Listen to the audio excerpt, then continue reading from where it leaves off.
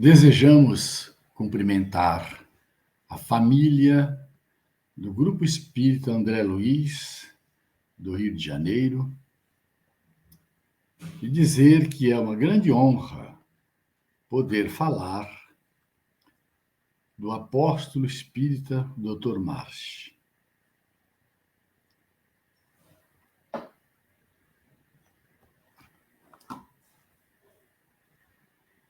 O seu pai, súdito inglês, educado em Portugal, resolveu escolher o Rio de Janeiro, o Brasil mais precisamente, para se estabelecer. Para que ele veio e, envolvido com os negócios de importação, ficou muito rico, chegando ao ponto de desejar descansar, seguindo para a Serra dos Órgãos, no estado do Rio de Janeiro, onde existia uma belíssima fazenda que ele aluga, que ele arrenda, para depois comprar, mudando o nome para Fazenda Santana do Paquequé. Lá começa a nossa história, pois foi onde, a 21 de agosto de 1838, nasceu Guilherme Taylor Marsh, seu filho, segundo filho, pois que ele já tinha o primeiro filho, George Britton Marsh. Casado com Inácia Marsh, ele vai se estabelecer nessa localidade, encantado com toda a beleza da região da Serra dos Órgãos. Lá nascem os dois filhos e ele, então, se estabelece e cria um novo sistema de vida. Segundo a história, ele se casou em 1830 e, sendo assim um personagem muito importante da corte, ele se estabelece na região serrana e constrói lá, na fazenda, muitos quiosques, muitos pequenos núcleos para receber os amigos, as pessoas que quisessem descansar no período quente do Rio de Janeiro. E assim aconteceu. Lá ele se estabeleceu. Dr. Guilherme Taylor Marsh tem acrescentado ao seu nome Taylor, em função do seu padrinho, que era amigo do seu pai, e que veio para o Brasil acompanhando o almirante Cochrane, onde ele ficou durante um bom tempo como vice-almirante, vice-comandante da frota imperial britânica. Dr. Marsh ali conviveu com pessoas de todos os níveis. Isto é, o jovem Guilherme Taylor Marsh vive ali com pessoas que vinham de vários lugares do mundo e mesmo do Brasil para conhecer a região serrana. Isso proporcionou a ele o acesso às línguas, tornando-se poliglota numa época difícil de se preparar, pedagogicamente falando, para a vida. O pai, muito ativo na região, estabeleceu um sistema de produção muito grande, podendo assim fornecer para a comunidade inglesa do Rio de Janeiro tudo aquilo que eles precisavam para viver. Em 1845 vai falecer, ficando os filhos, ainda menores, dependendo de uma luta que se estabeleceu pela coroa inglesa, que costumava reivindicar o patrimônio dos súditos que viviam fora da Inglaterra. Essa disputa durou muito e a fazenda ficou, portanto, um bom período sem administração, até que, depois de 5 longos anos, ficou definido que os herdeiros seriam os 2 meninos. A partilha se deu em 1849 e o volume de bens já estava comprometido por falta de uma mão firme, de uma boa gestão de toda aquela fazenda gigantesca que deu origem à cidade de Teresópolis. Mas o destino estava traçado. O jovem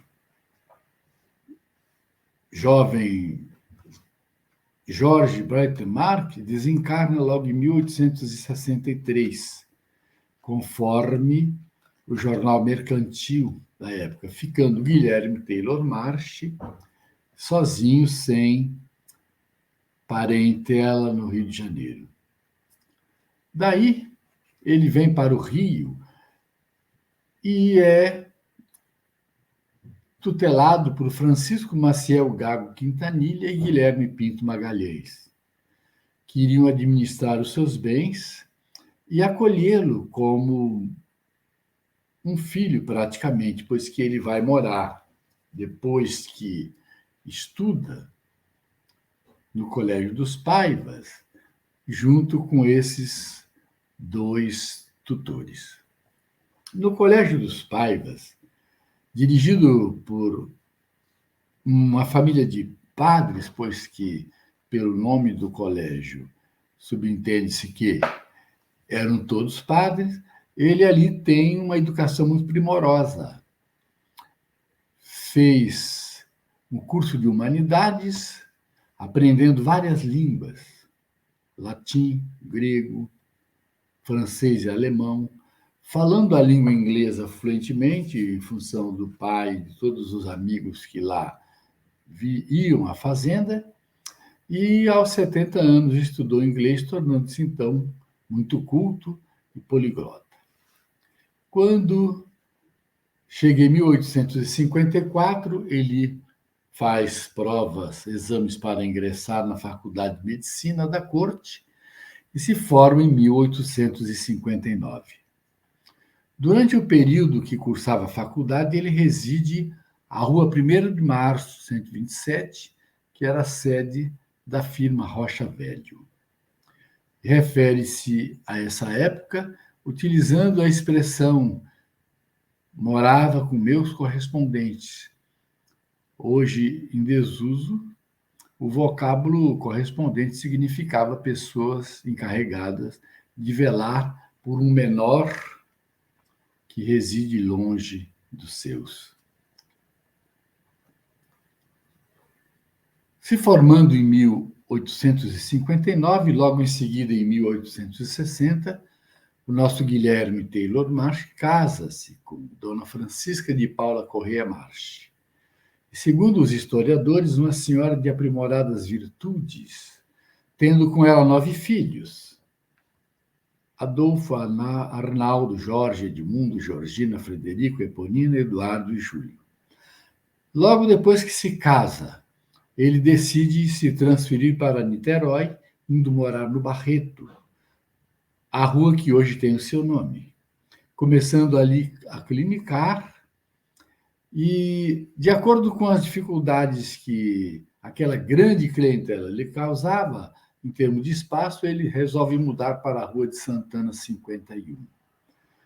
Ainda uma modesta casa, ali residindo por longo tempo, onde também tinha o seu consultório na sua sala principal. Segundo a história, a dor que batia à sua porta não poderia ficar indiferente. Ante a dor que chegava, ele estava sempre pronto, atendia todos que o procuravam.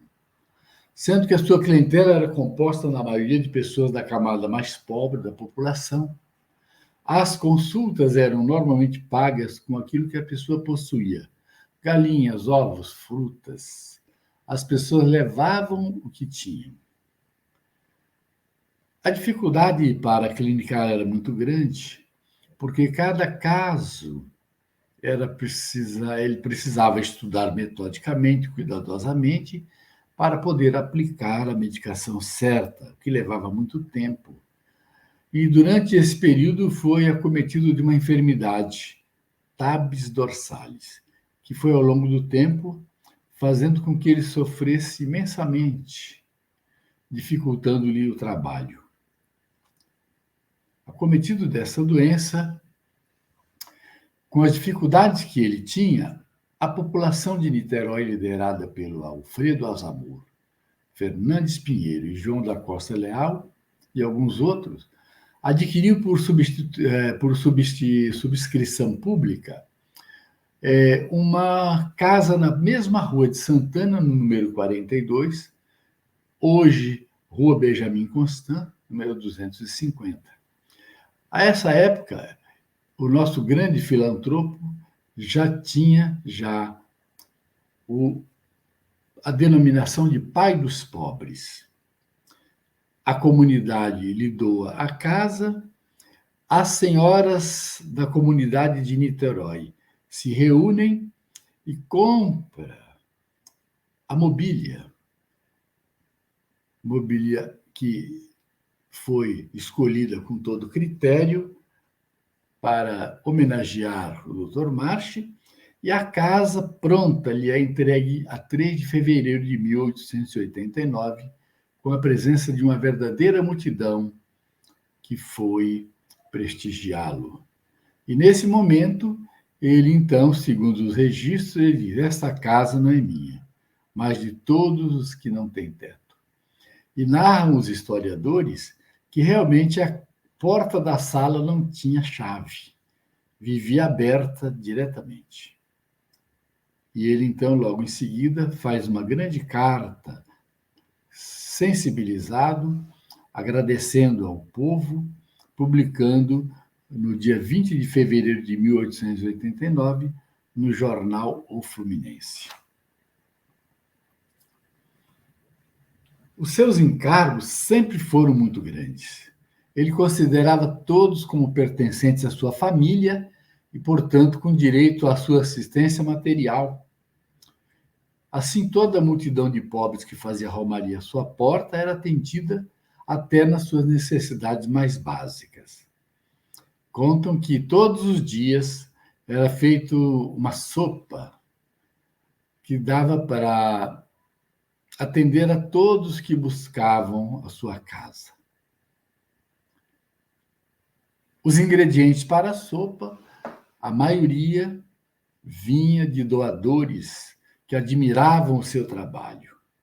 E os medicamentos também, alguns eram comprados, mas a maioria também vinha de doadores.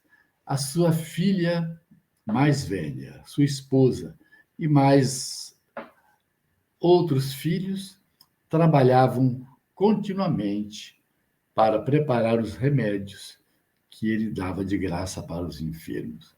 Quando as pessoas podiam, ele aviava a receita, ele mandava a pessoa comprar a medicação, mas normalmente era doado.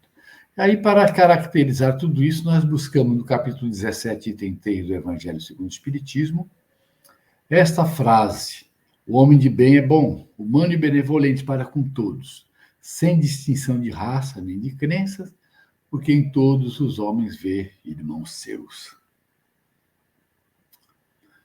Assim era o Dr. March. E ele narra que a escolha da homeopatia teve uma influência muito grande, justamente quando ele ainda era estudante e morava na rua 1º de Março, 127, junto com a firma Rocha Velho. Ele narra que a firma tinha muitos caixeiros e os patrões tinham 3 médicos que faziam visitas. Um para os patrões, outro para os caixeiros. Esses 2 médicos medicavam os enfermos. Eles davam o direito do enfermo ou do empregado de escolher o médico. Medicados, Quando a medicação não resolvia o problema, tinha um médico desempatador, que era um homeopata. Era o Maximiano de Carvalho, que era homeopata, e os dois médicos alopatas, Teixeira de Carvalho e Guimarães Ribeiro. E o fato relevante na escolha da homeopatia foi que, certa vez, um caixeiro ficou muito doente, teve uma pneumonia com muita febre, e cada dia piorava, e medicado pela própria escolha deles, pelos alopatas, tiveram que fazer a opção pela homeopatia. Assim, entra Maximiano com a homeopatia, com as aguinhas e os metais que fizeram, segundo o doutor March, o que a alopatia não tinha conseguido. E no fim de 8 dias, o caixeiro estava em franca convalescença, inteiramente fora de perigo, passando assim a trabalhar imediatamente. E assim era o processo. Todas as vezes que os médicos faziam visita à empresa, todos podiam escolher os médicos. Mas, passado algum tempo, alguns meses, vem um jovem de Portugal e é contratado pela empresa e adoece. Adoece e escolhe a alopatia. Ficando pior, foi oferecido a ele a troca da alopatia pela homeopatia. Ele não aceitou a troca para a homeopatia, porque não acreditava, e no mesmo tempo que o primeiro caixeiro ficou curado pela homeopatia, ele teve agravada a enfermidade e desencarnou,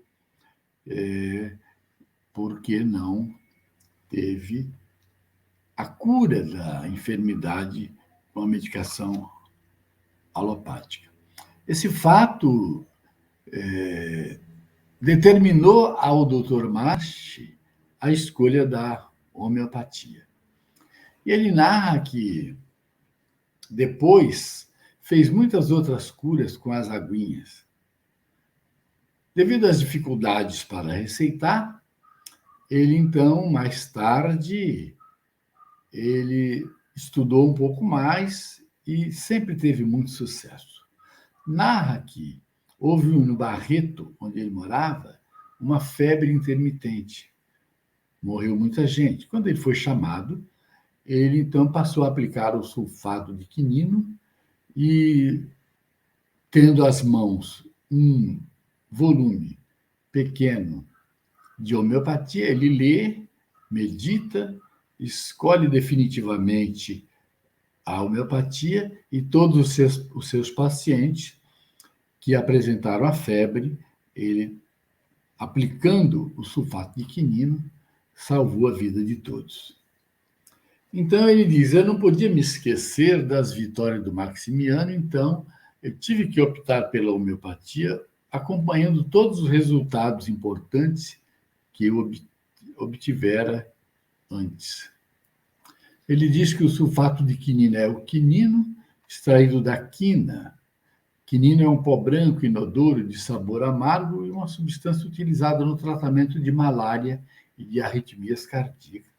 Além de ser um fármaco, ele é utilizado como flavorizante da água tônica. Diz assim ele: fiz-me francamente homeopata. E também sempre dizia: eu devo à homeopatia as horas mais felizes da minha vida. Como médico homeopata, ele ficou tão conhecido, tão famoso, junto dos demais médicos, também da mesma especialidade, ou não, que ele foi convidado para ser presidente do Instituto Hahnemanniano do Brasil. Durante muito tempo permaneceu escrevendo, mantendo o jornal do Instituto, e no seu período foi um período muito rico de informações, de troca de informações sobre a homeopatia. Rodolfo Macedo, Antônio Lamego e outros se referiam a ele como um homem de extraordinária bondade, de extraordinário conhecimento. O Rodolfo Macedo diz assim: era um homem de uma fé viva e intrépida de cristão, com alma de eleição e um coração nobilíssimo, sabendo sofrer, socorrer e morrer. O Antônio Lanego diz: o homem e o médico intrapõem-se no esplendor de uma só e indivisível figura, aureolada por belas virtudes da mais rigorosa santificação. E pergunta: quem não o conhece? Quem ainda não experimentou a eficiência dos benefícios que espalha indistintamente e profusamente? Por toda parte se vê o sulco luminoso de sua passagem. Sente-se a impressão benéfica dos seus atos, a grandeza do seu coração, o aperfeiçoamento do seu espírito.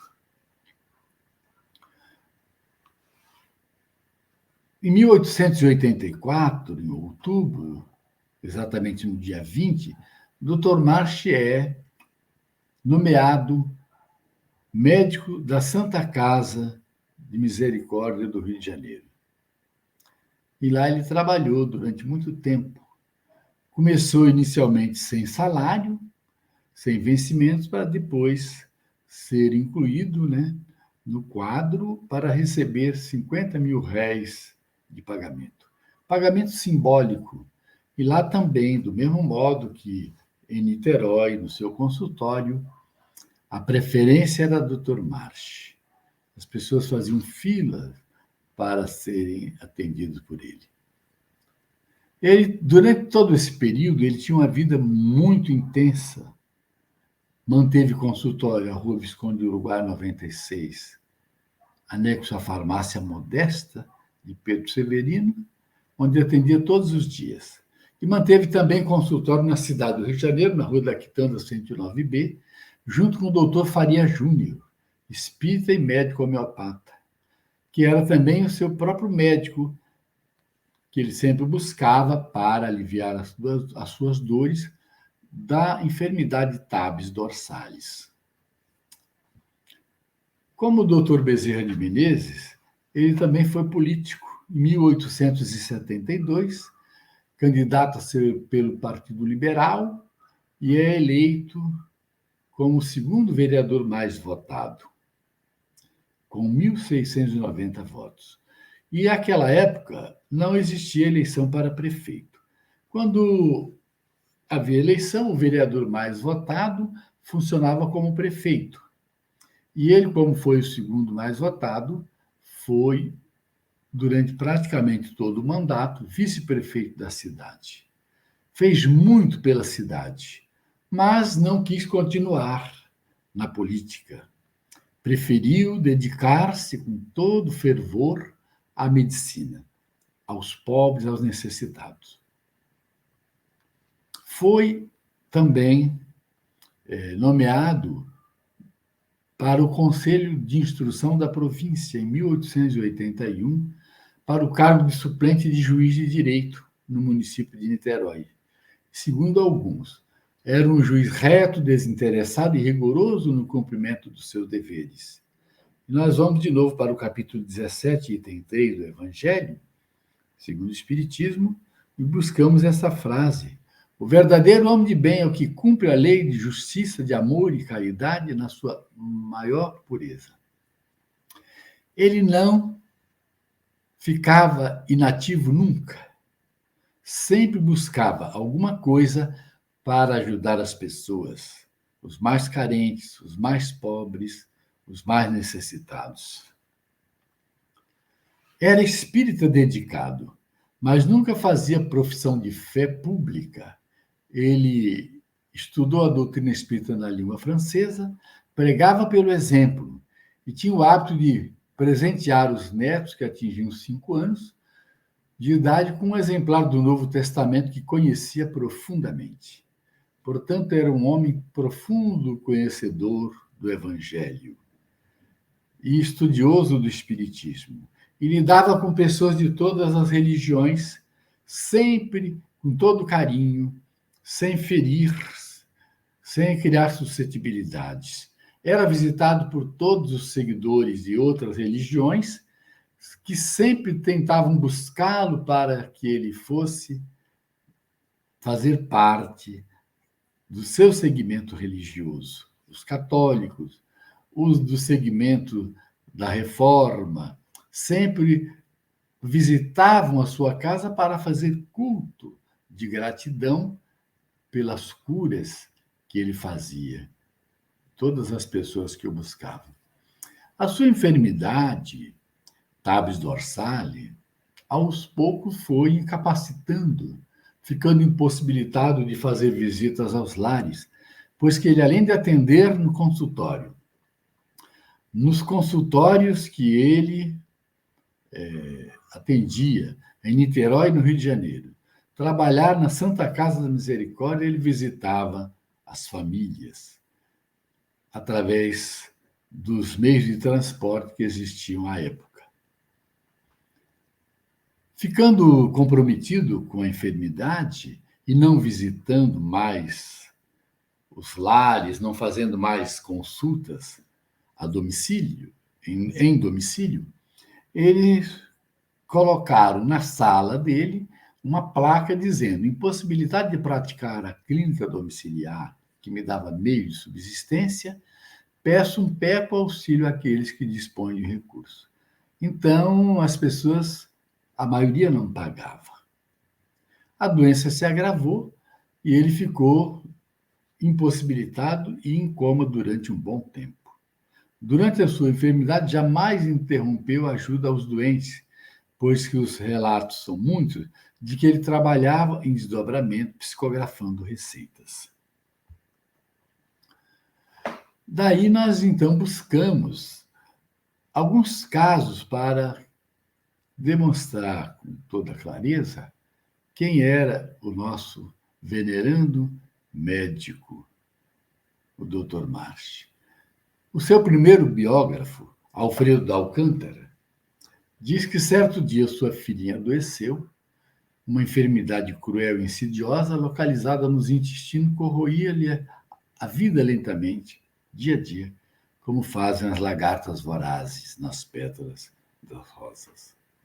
Ele recorreu a todos os médicos alopatas e homeopatas do Rio de Janeiro, sem lograr êxito.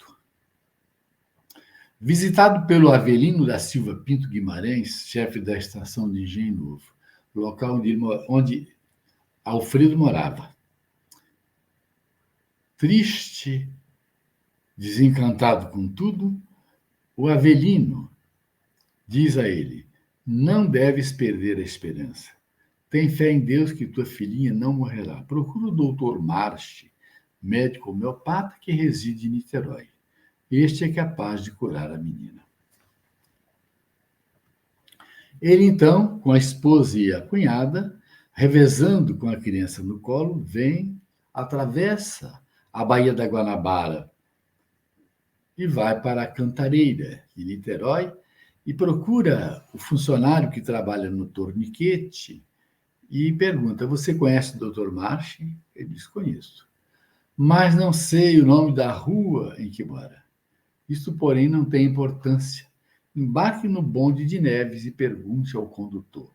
Todos eles sabem. Ele fez isso, embarcou, perguntou. O condutor disse que ele ficasse calmo e, de repente, quando ele chega à rua de Santana, hoje, Benjamin Constant, para num determinado ponto e diz: casa do Dr. Marche. O bonde esvaziou-se. Todos desceram, porque todos que iam no bonde eram pacientes do Dr. Marche e o bonde ficou vazio apenas com o condutor. Dali para frente, segundo o relato dele, foram só surpresas. Ele chega e vê aquela multidão. Depois de muito esperar, ele entra com a sua filhinha e, quando entra, vê aquela veneranda figura sentada à mesa, com aquela barba grande, como se fosse um profeta bíblico, que pergunta qual é o caso. Ele disse: é minha filhinha, que está doente e eu não consegui até hoje nada que pudesse curá-la. Ele traga e coloque sobre a minha cama, e sobre a própria cama. Ele examina a criança, manda preparar a medicação, oferece ali mesmo a medicação, faz a receita e diz: daqui a 8 dias a sua filha estará curada. E foi o que aconteceu. Após a Primeira Guerra Mundial, em 1918, o Brasil foi assolado pela epidemia, a influenza ou gripe espanhola, que originou-se do pós-guerra e durante a guerra, ceifando a vida de milhões de pessoas. E para o Brasil também não foi diferente. Aqui, no Rio de Janeiro, em Niterói, Dr. Marchi atuou com todo cuidado, com todo carinho, e ele, então, usando Gelsêmio sempervirens, na 30ª dinamização, ele tratou de todos os pacientes vítimas da gripe espanhola. E relata o Alfredo de Alcântara. Diz ele assim: quero tão somente registrar um fato que me foi contado, notório no seio da família. Todos que fizeram uso desse medicamento nas condições recomendadas, ou não foram alcançados pela influenza, ou se atingidos, seu estado não chegou a preocupar. O curso da moléstia restou minimizado. Não há recordação de qualquer caso fatal entre os membros da família. Então, relato que Dr. Marchi não perdeu nenhum paciente que o procurou usando o Gelsêmio sempervirens na 3ª dinamização. Dr. Marchi adoeceu, a doença se agravou e ele ficou em coma um bom tempo. Certa ocasião, o professor Edmundo, seu filho, foi procurado por um cavalheiro desconhecido que desejava saber se ele tiver algum parente médico chamado Gemarche. Ele diz assim: o Gemarche, médico, é meu pai, embora muito doente e preso ao leito desde alguns anos. Vive ainda. O interlocutor retrocou-se. Deve se tratar de um outro, já falecido. Tem uma filha que ultimamente entrou a manifestar distúrbios nervosos e, certa vez, caindo em transe esquisito, falou-me assim: quem tem um instrumento como este não deve deixar de aproveitá-lo na prática da caridade. Esta moça está apta a tratar doentes. Dê-lhe apenas papel e lápis. E segundo o estranho cavalheiro, desde então cessou o nervosismo e ela todos os dias, a determinada hora, renova serenamente o transe, tomando o lápis, receita medicamentos homeopáticos aos enfermos que a procuram. Cada dia em maior número, e as receitas são sempre assinadas por Gemarche. O professor Edmundo,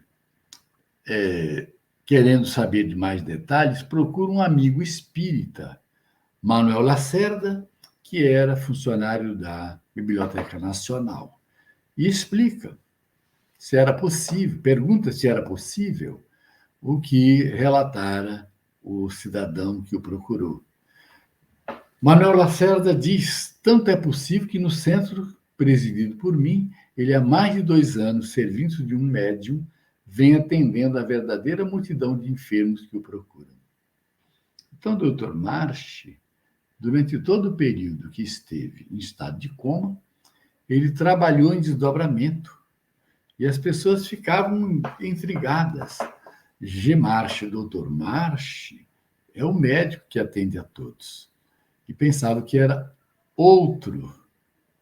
Ali, com essa constatação, todo mundo passou a saber que era ele em desdobramento. Certa vez, uma manhã fita chega a hora do almoço, quando a família estava terminando uma refeição, e surge inesperadamente à janela da sala de jantar, mostrando a fralda da sua filhinha que estava com a doença intestinal. E o doutor March carinhosamente se levanta e solicita que ela se dirija à sala da frente, onde atendia os pacientes. Foi, atendeu, retorna à mesa do almoço e encontra a neta manifestar irritada a sua revolta pela repugnante e inaceitável atitude da visitante. O Dr. Márcio, com todo carinho, fala: minha filha, quando você for mãe e tiver uma filha com gastroenterite, há de entender o gesto dessa pobre criatura. Ademais, há de você convir, ela não tem o avô que você tem. Vamos aceitá-la tal como ela é. E aí foi uma grande lição para sua neta. Existia em Niterói um português muito rico que veio para o Brasil e começou no ramo de construções, construiu muitas casas, tornou-se um homem de muita posse. E ele, sendo cliente do Dr. March, acompanhando com bastante atenção a vida do médico caridoso, ao fazer o seu testamento, sem que ninguém soubesse, deixa a casa de número 52 da Rua Visconde Itaboraí para usufruto do Dr. March. E, por ocasião da sua morte, passaria em plena propriedade para suas duas filhas. Ele deixa escrito assim no testamento: ao Dr. March, deixo a casa 52 da Rua Visconde Itaboraí, por ser médico humanitário e não mandar contas aos seus clientes. Assinado José Pereira da Cunha, Cunha Servente. Ele se comprazia com esse apelido porque ele, para controlar as suas construções, para tomar conta dos trabalhadores que ele contratava, ele se colocava como servente. E trabalhou muito, ficou muito rico, e o seu testamento, por não ter família, por ser solteiro, foi todo feito para ajudar as obras de caridade de Niterói e adjacências.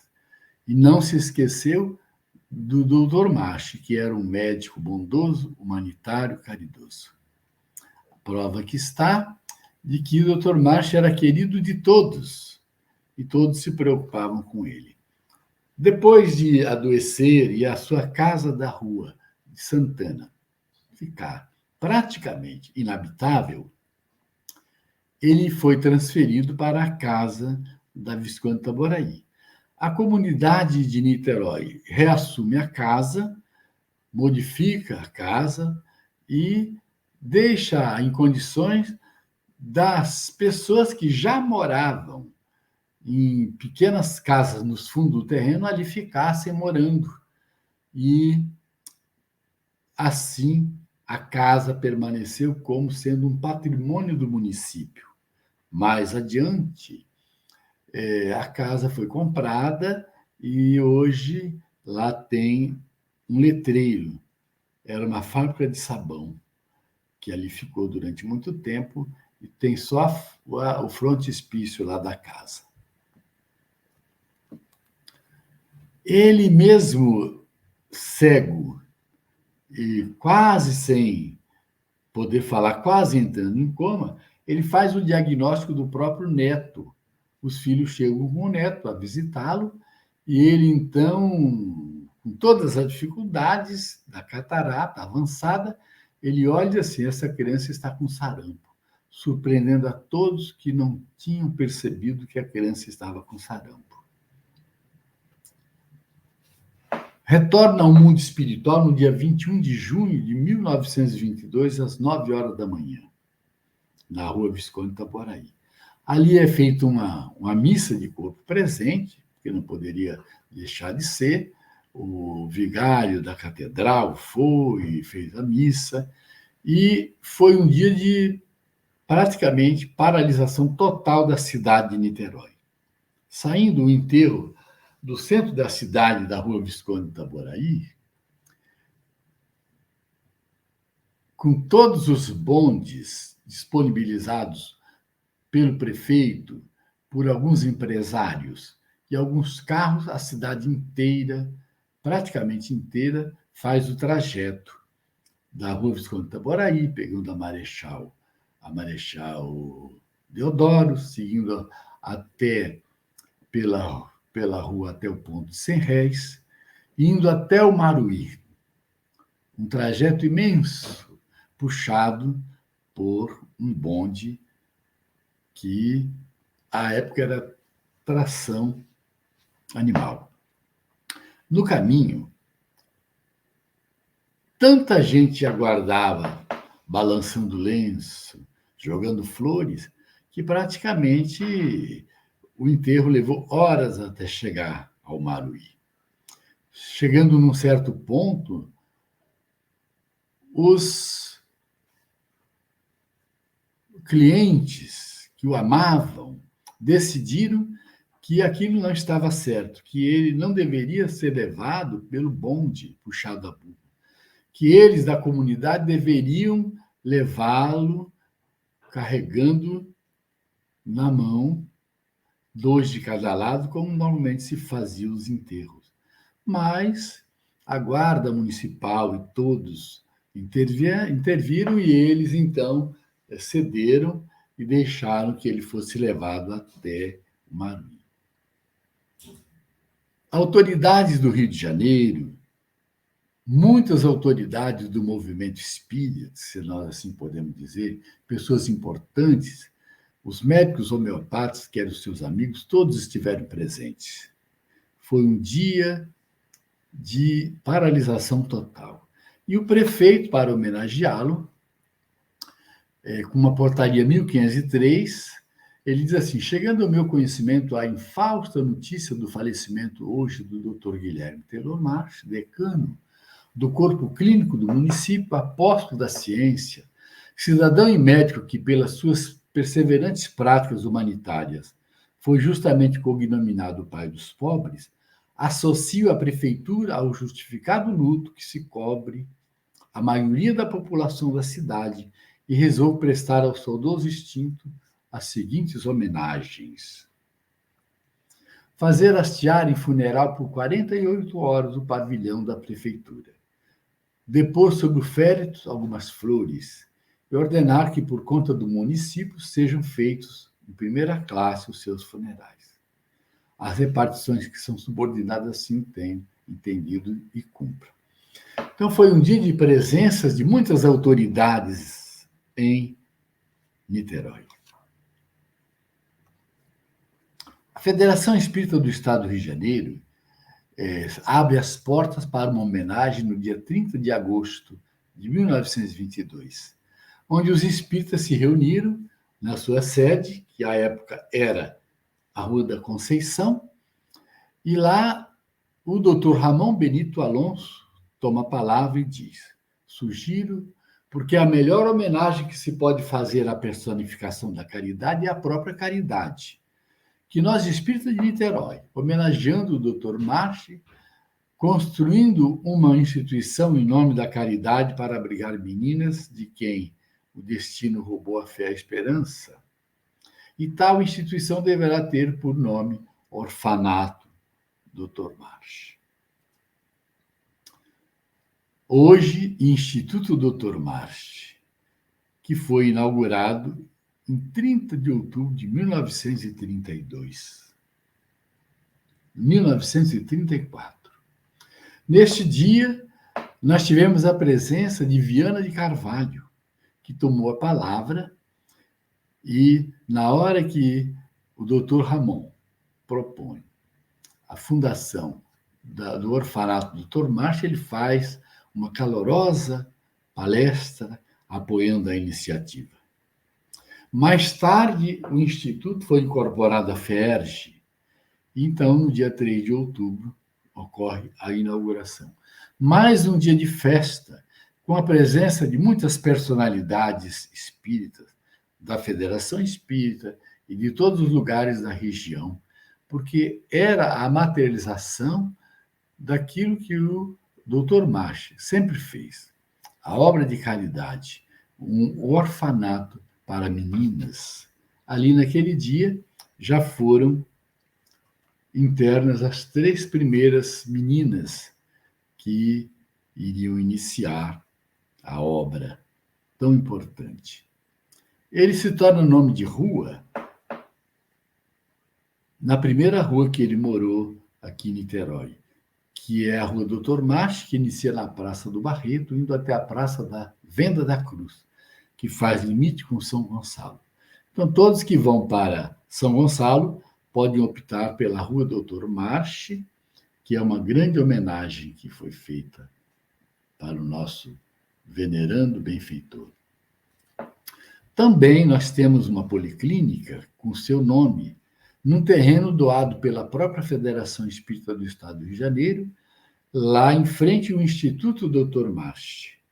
Essa policlínica foi criada com um propósito que ali se pratique a homeopatia, que ali as pessoas possam comparecer na clínica da prefeitura para o tratamento através da especialidade que ele escolheu durante a sua vida. E ele foi o taumaturgo da alma, deixando essa frase: nenhuma dedicação ao semelhante há que seja mais nobre que aquela do labor preventivo, impedindo que se instale a enfermidade moral. Ele era um médico que não cuidava só do corpo, ele cuidava da alma. A sua ligação à doutrina espírita era muito importante para que ali, recebendo aquelas pessoas, ele pudesse falar de Deus, falar da necessidade, da tolerância, da paciência, daquilo tudo que a doutrina espírita nos coloca, sem dizer que era espírita. Então, a ele, o Dr. March, nosso preito de gratidão, que ele possa sempre receber de todos nós as nossas preces de gratidão e que ele possa continuar nos visitando as casas espíritas, como ele faz, não só no Rio de Janeiro, mas em vários lugares do Brasil. Nosso estudo baseia-se no livro Um Apóstolo Espírita, Dr. March, médico e apóstolo, de Antônio Barroso March, seu neto, e Dr. March em Dois Planos, do nosso Alexandre Rocha, editado pela FEERJ. Que ele possa estar conosco sempre quando nós o evocarmos nas nossas reuniões de tratamento espiritual, nos receituários mediúnicos que as casas realizam e no trabalho do movimento espírita que ele dirige em nosso estado do Rio de Janeiro. Que esta casa, o GEAU, possa prosseguir divulgando a doutrina espírita, com a ajuda do nosso Dr. March também. Muita paz a todos.